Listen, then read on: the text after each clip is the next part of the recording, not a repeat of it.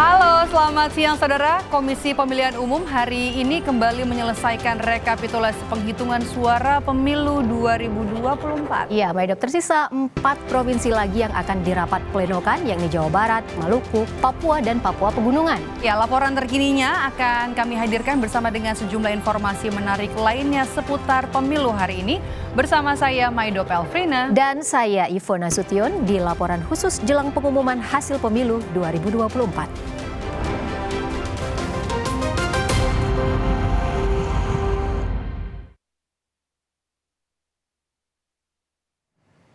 Saudara Komisi Pemilihan Umum KPU RI masih melakukan rekapitulasi suara pemilu 2024 tingkat nasional.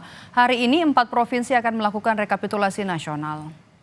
Keempat provinsi yang melakukan rekapitulasi pada hari ini yakni Provinsi Jawa Barat, Maluku, Papua, dan Papua Pegunungan. KPU telah merampungkan rekapitulasi nasional untuk 34 provinsi. Sedangkan untuk pemilu di luar negeri, saudara, ada 128 PPLN yang telah menyelesaikan rekapitulasi nasional.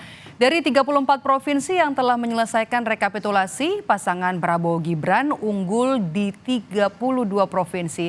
Sementara untuk pasangan Anies Muhaimin unggul di 2 provinsi.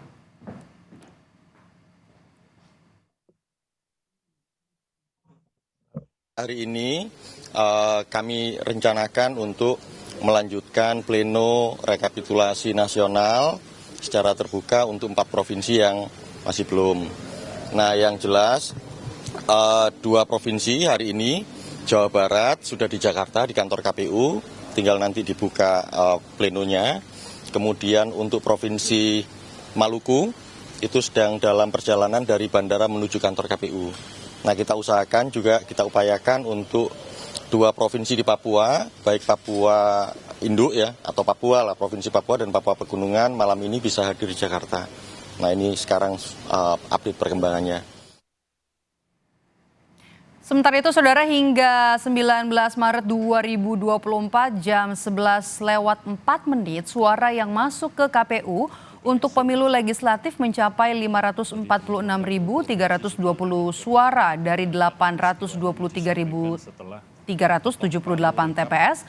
Sedangkan untuk pemilu presiden hingga jam 11:30 tadi mencapai 647.618 suara dari total 823.378 TPS. Sementara jumlah suara di 128 pemilihan luar negeri yang dinyatakan sah sebanyak 671.366 dan suara yang dinyatakan tidak sah sebanyak 16.612.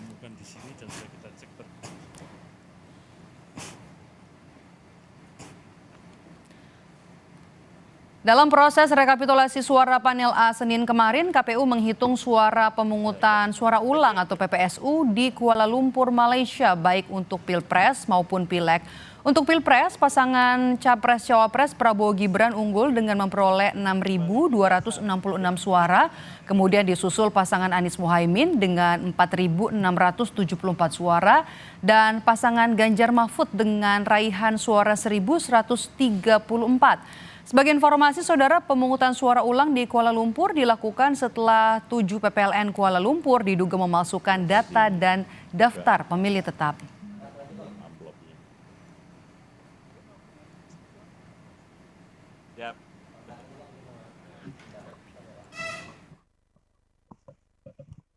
Paslon 1 4674.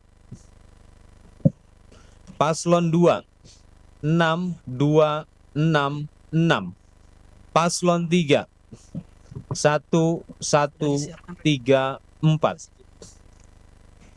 5 Romawi, data suara sah dan tidak sah. A. Jumlah seluruh suara sah 12074. B. Jumlah suara tidak sah 283. Sementara itu, Saudara, berdasarkan hasil penghitungan suara di KPU per hari ini 19 Maret 2024 jam 11:07 waktu Indonesia Barat tercatat jumlah suara yang masuk mencapai 546.321 suara dari 823.378 TPS. Berdasarkan suara yang masuk, PDI Perjuangan mendapat suara terbanyak 16,38%. Suara terbanyak kedua ditempati oleh Partai Golkar dengan 15,05%, kemudian disusul Partai Gerindra dengan 13,31%. Selanjutnya, Saudara, posisi keempat ditempati Partai Kebangkitan Bangsa atau PKB dengan 11,53%. Kemudian Partai Nasdem dengan raihan 9,43% dan selanjutnya diikuti Partai Keadilan Sejahtera PKS dengan raihan 7,49%. Partai Amanat Nasional PAN dengan 6,95% dan Partai Persatuan Pembangunan atau P3 4,01%.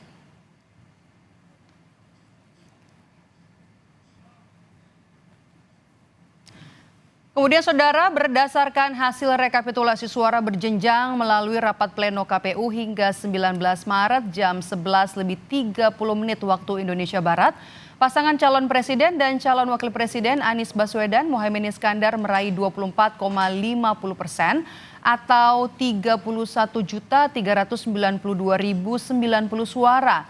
Selanjutnya, pasangan calon presiden dan wakil presiden Prabowo Subianto Gibran Rakabuming Raka meraih 58,82% atau 75.363.052 suara. Sedangkan untuk calon presiden dan calon wakil presiden Ganjar Pranowo Mahfud MD meraih 16,68 suara atau persen atau totalnya 21.372.361 suara. Dan data tersebut, Saudara, berdasarkan hitung suara di halaman resmi dari KPU.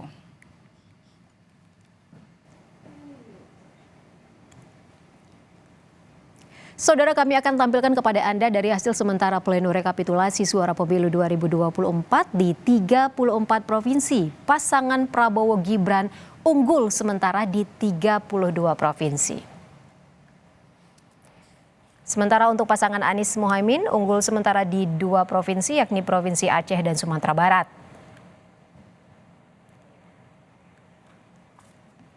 Tapi ini adalah hasil sementara. Tentu saja kita akan tetap menunggu hasil resmi dari KPU RI. Lebih lengkapnya, informasi terkini seputar rekapitulasi penghitungan suara pemilu 2024. Kita bergabung dengan jurnalis Kompas TV Dian Silitonga di KPU RI Jakarta. Dian, seperti apa hasil rekapitulasi hingga hari ini? Ada berapa provinsi lagi yang belum selesai rekapitulasi nasional? Ya, untuk hasil rekapitulasi final tentu masih harus kita nantikan bersama, Ivo. Tapi sampai dengan hari ini tersisa 4 provinsi lagi yang masih harus melaksanakan rekapitulasi suara, yakni Jawa Barat, Maluku, Papua, dan juga Papua Pegunungan. Nah, untuk hari ini sampai beberapa saat yang lalu saya pantau rekapitulasi suara belum dimulai, meskipun memang sudah dijadwalkan bahwa rekapitulasi ini akan dimulai untuk Provinsi Jawa Barat dan juga Maluku. Karena dimulai secara bersama-sama rencananya, maka akan rekapitulasinya akan menggunakan metode 2 panel.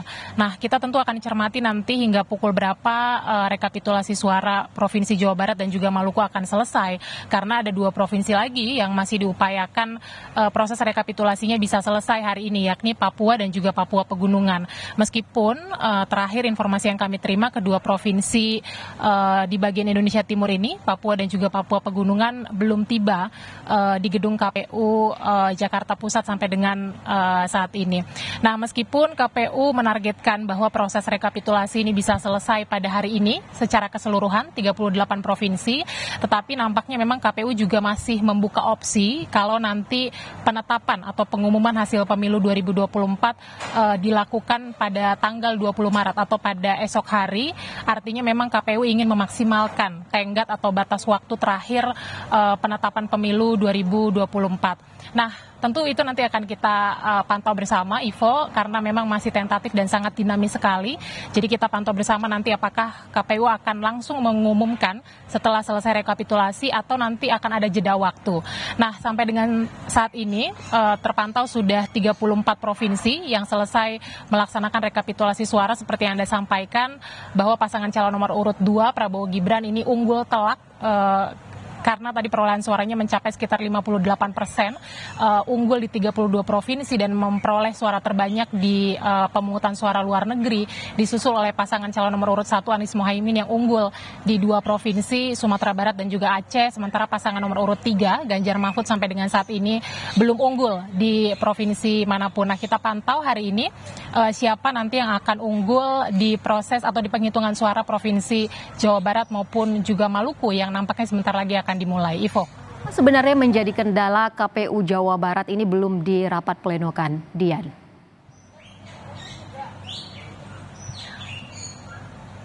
Ya, kalau disampaikan oleh Komisioner KPU ada beberapa kendala memang, Ivo. Pertama adalah kendala penanganan pelanggaran. Jadi memang Jawa Barat ini karena daerah pemilihannya cukup banyak, maka proses rekapitulasi di tingkat provinsinya juga kompleks begitu ya.